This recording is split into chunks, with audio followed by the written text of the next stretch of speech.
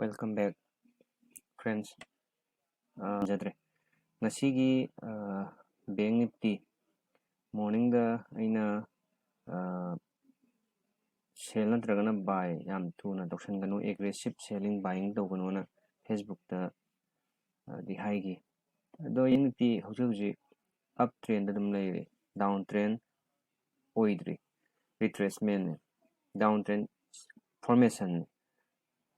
duga confirmation dinate hauji retracement ne ngarang buyer khara change buyer changa matungda buyer na hold tawraga market loiba faw laigi adui matungda ngasi market open tawrakpa matamda ngarangi high gi mathakta strong oina open tawrai ngarangi candle se inside candle oi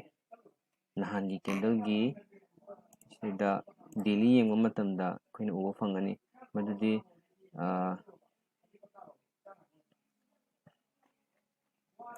inside candle oil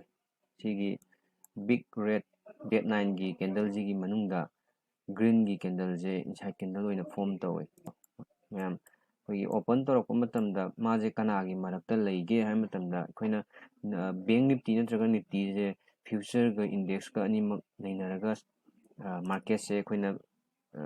analysis tawgadabani sina future ni okay sina future ni sina index ni ngarang handagi support lauraga habadi sore resistance lauraga leiba jaga sigi mathakta market open tawe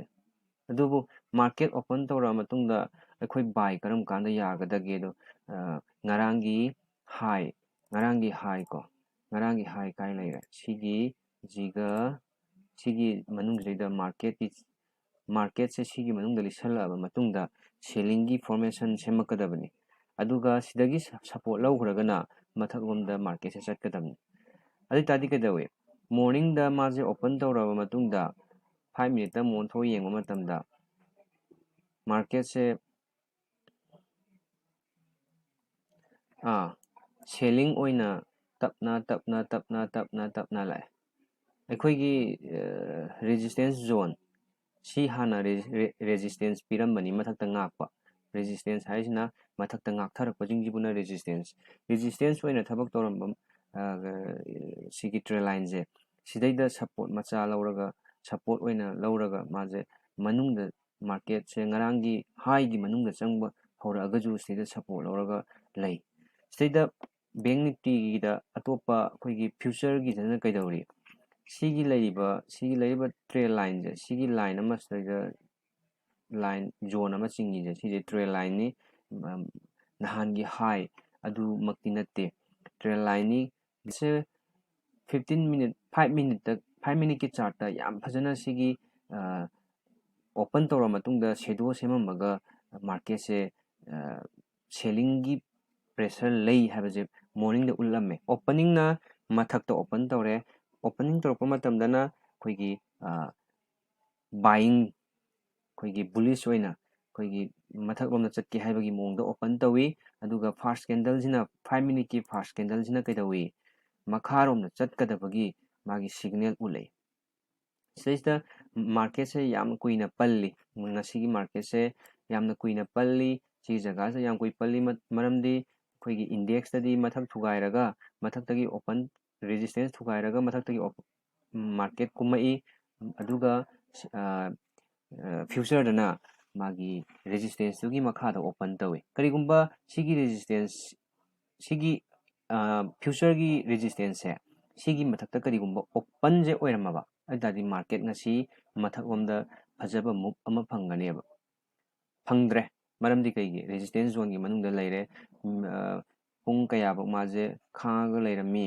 magi ngarangi high gi mathak sigda support semge haibagi mongda market se sanarame support semba ngamdre ngarangi buyer leigiba jaga ayamba mana thugaira matungda kaidawi ngasigi market se tarakpa matamda kadai hawba tarake haibadu asine yamna phajari je morning gi 5 minute candle je red candle je big red candle oeba ngarangi market loiramdai gi yengnarubada maje red candle je big oi magi point je morning da koigi sida open tawraga सिबक चथुरेब 400 points मा चतुरेब market से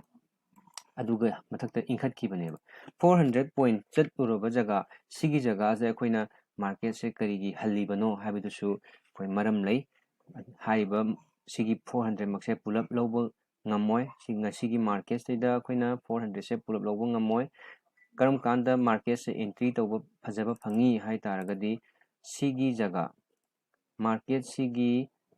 swai jaga dagi sigi candle ani dagi market se entry townaba signal ama phangeba yam pa sidagi sibagi ngakuma tamna yam pa market se sideways ayambana ngasi lei mathakta ju sideways lei breakdown piraga makha da changakpa matamda ju sideways lei adugi mathakta kedawi market se hariba ngasi gi fast candle gi low du da yairamaga maje mathakta mu haiga khreba bullish formation am sem khreba buyer change ko tamna hujik se market se down trend sem nabagi kana honari amana resistance kaidre amana resistance ki mathakta open tawre aitadi market se singhaina batabane sidagi na si bhawa market se singhaina eba mathakta chaningi market khuta jingbiu makhada kumdharei mathakta jok ka market kumdharei green nama market kumdharei green